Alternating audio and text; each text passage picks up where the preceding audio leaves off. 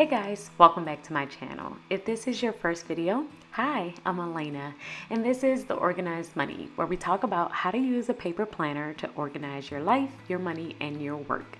Today we are talking about 7 common planner mistakes that most people make, and these are mistakes that I have made either on my own or I have seen other people make over the years. So I'm going to be writing these down in my commonplace planner and using the everyday sticker book by Happy Planner in order to decorate. So let's go ahead and get started. Planner mistake number 1, the belief that you don't have anything to do, so you don't need a planner. Just because you don't believe that you have much to do doesn't mean that you don't have anything to do.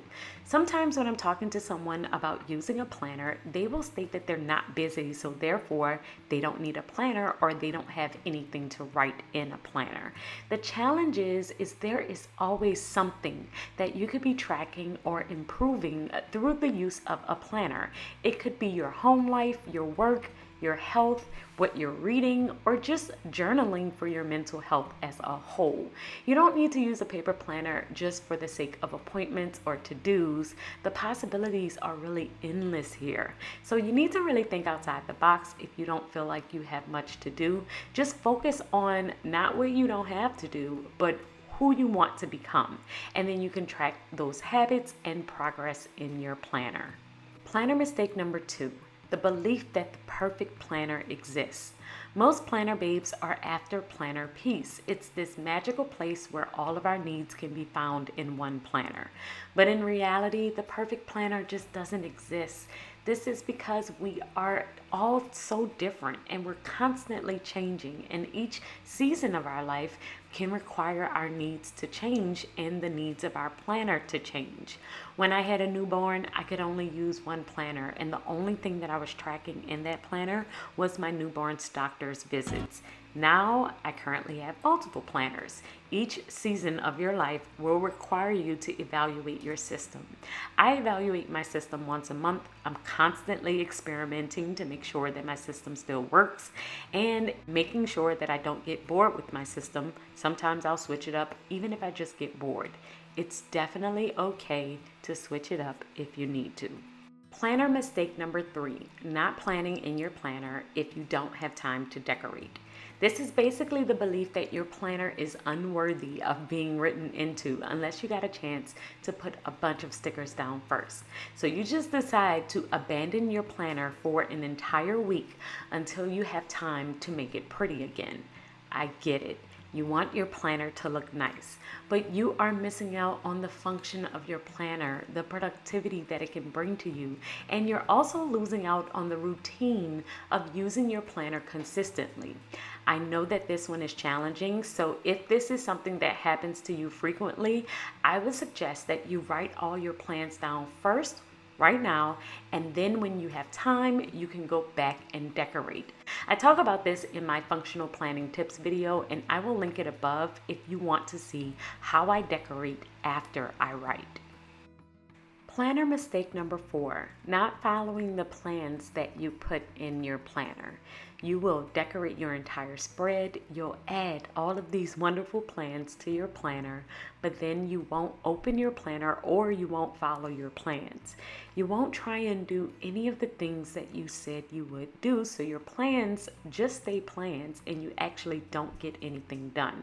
Now, I have spoken about how most of my days don't go as planned.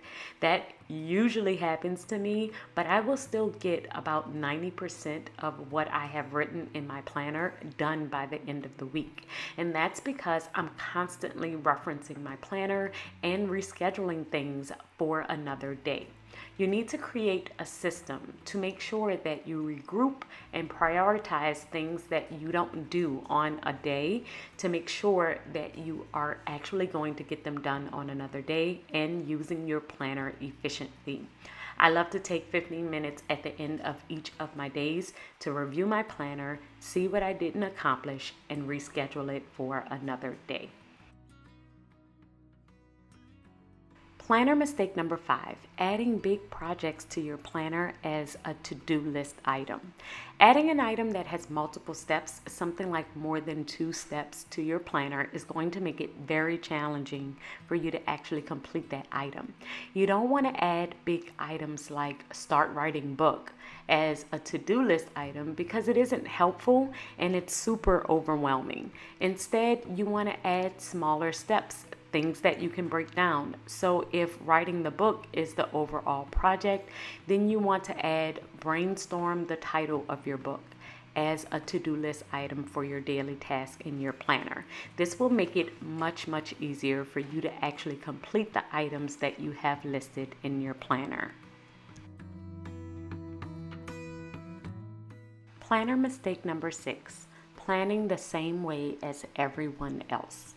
You feel as though in order for your planner to look nice that you need to plan the exact same way as everyone else, but we all are so different. We all think and process information differently, and to believe that you're going to be able to plan the exact same way as someone else and still be productive is really setting yourself up for disappointment. I love to look at other planner babes on YouTube and on Instagram, but I will only use it for inspiration. I'll see how they do certain things and I will even try different things out, but I don't bound myself to any one look. We can lean on each other for inspiration, and in the end, it helps us all to find our own style and make our planner ours. Planner mistake number 7, not planning how you're actually going to use your planner. So you purchased the planner and then you immediately started writing in it and got frustrated when it wasn't working for you. I know that this concept sounds crazy, but it is so helpful to plan how you're going to plan. Research the different planners that are available out there and then write down all the things that you need. I love to start with different areas of my life that I need to plan in, and then I will write down everything that I want to track under each area. Then I map out how I'm going to use my planner to track those things. That way I have an idea of how I'm going to use my planner effectively, and I have a strategy. So this way I am more likely to actually use my planner and be more consistent with it. So guys, I hope that you have enjoyed this video, and if you have any more additional planner mistakes, make sure that you leave them in the comments below. I would love to hear from you. Also guys, make sure that you are following me over on Instagram at The Organized Money and following my second channel, which is all around faith. So if you're interested in faith planning, faith journaling, and all of that, make sure that you follow me over there as well.